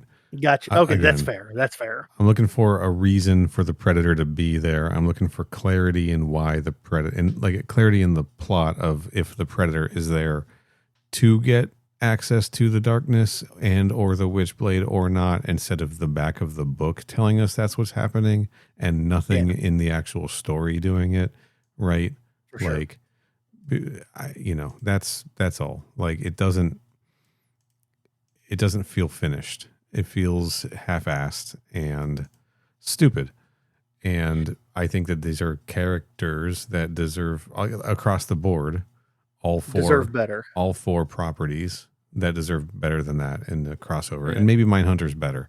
We'll find out at some point.